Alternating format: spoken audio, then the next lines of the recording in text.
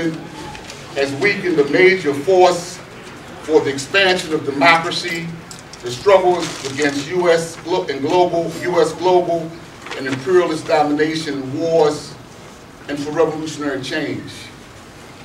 The inability to mobilize a national black political response and challenge against attacks on black people and communities that represent examples of the highest disregard by the U.S. government and the capitalist corporate rulers for basic human rights, like Katrina and its aftermath, does not build confidence among the black masses about the black power that many of us claim that we have to win demands for reparations and national liberation.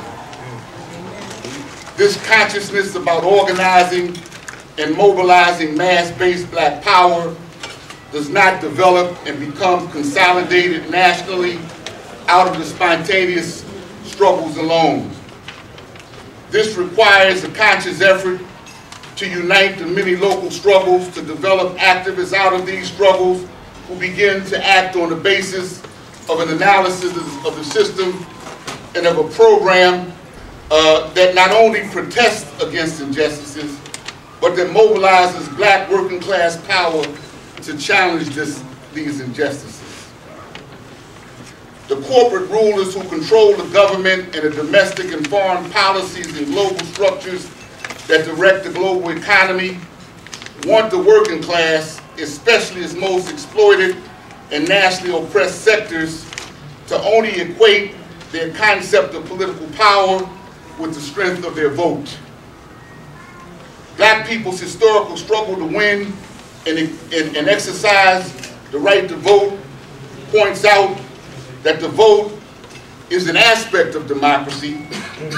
However, it also points out that black people must organize and mobilize mass-based power to enforce and expand democracy in the interest of the masses of black people and the working class. If not, the vote represents democracy without substance. That is not what our movement has struggled for. There's no single black or multiracial organization capable of intervening in the black spontaneous struggles and giving them national leadership and a direction towards self-determination that builds black working class power as an expression of the will of the black majority. The demand for self-determination by many organizations does not make clear how it will empower the black working class majority and the various social categories of oppression that are intensified by black national oppression. Black people want to know what kind of society revolutionary change seeks to build, and want and need to be organized to exercise transformative power as our expression of self-determination. The Blunt is a developing effort. Here I go. This is darkening up on me. How do I? Touch the screen. Oh, okay. The Blunt is a developing effort aimed at building the unity of the black left forces to begin an initiative of regroupment of the black liberation movement as a conscious political framework that connects black majority social movements and black mass organizations and parties to a transformative program that empowers the black majority as an expression of African American self-determination. The Blunt, as a black left initiative, sees that its unity must also bring about a concentration of work in the black working class in order to help to develop it as a conscious and leading revolutionary force for the black liberation movement and the U.S. anti-imperialist movement. The Blunt initiative has been ongoing and difficult effort for the past 3 years. With the pulls on the black left, many who are leaders in social movements, it has been difficult to convene the black left and to make the building and the regroupment of the black liberation movement a priority of the black left. You know, we have all kinds of priorities that pulled on us, but the priority to convene so that we can constitute a force to mobilize the breadth and depth of our people as a real social force has not been deemed as a priority. The holding of this assembly hopes to attract wider participation and new ideas to help deepen a unity process. The Blund recognizes that there are many questions and areas of work that must be discussed and developed here. As the U.S. Forum is a venue where hundreds of social movements from throughout the U.S. and internationally come together to share experiences, we understand that it is impossible to deal with all of the many areas and issues we need here at this assembly unless we close ourselves off from the rest of this gathering of activists, which is not what we see doing. The Blund has selected what we feel are some strategic issues and areas. You know, this thing, if I didn't have comrades around here, I would be just throwing this down. Thank you, President. You know, it takes patience, you know, in this protracted struggle for change. And it obviously, you know, means that we have to learn a lot of things that sometimes we think we already know, you know, and that's also been something that we have to discuss, I think, here today. We've selected some strategic issues and areas of work which we have included in a panel and some working groups.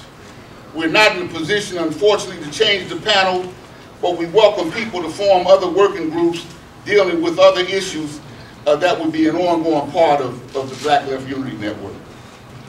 The Blund has been implicitly internationalist in our basic understanding that our struggle for black liberation is part of a worldwide struggle against systems of oppression created and or dominated by the development and expansion of U.S. Global capitalism, and that solidarity with all struggles against oppression is a necessary revolutionary principle. We therefore welcome the attendance at this assembly of comrades and allies not part of the black experience of oppression as observer participants. Our first priority, comrades, however, is to hear from the black participants who are part of that black experience of oppression. We recognize that there are different views. We recognize that there are different views among black activists about the black liberation movement. We are hopeful that we don't use this time to bring old and stale arguments from another period to this new period that we must find ways to unify with and understand how to deal with contradictions among ourselves. This is a period that offers both opportunities and dangers for advancing or setting back the struggles for democracy and revolutionary change. We want to have frank, honest, and non-sectarian and non-hostile struggle to help arrive at some of the answers and some camaraderie relationships to move a unity process forward.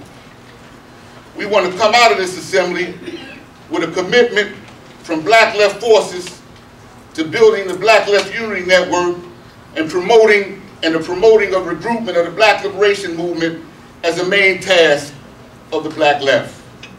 The working groups will hopefully help to bring about a convergence of black left forces around concrete areas of work in the black working class and in developing the tools, the venues that foster a popular national framework and sentiment that helps to forge a common program of unity. We have our panel here, and I'll announce the working groups afterwards of comrades who've been active in various areas of struggle, which I think will help us to move the discussion about unity and understanding the fragmentation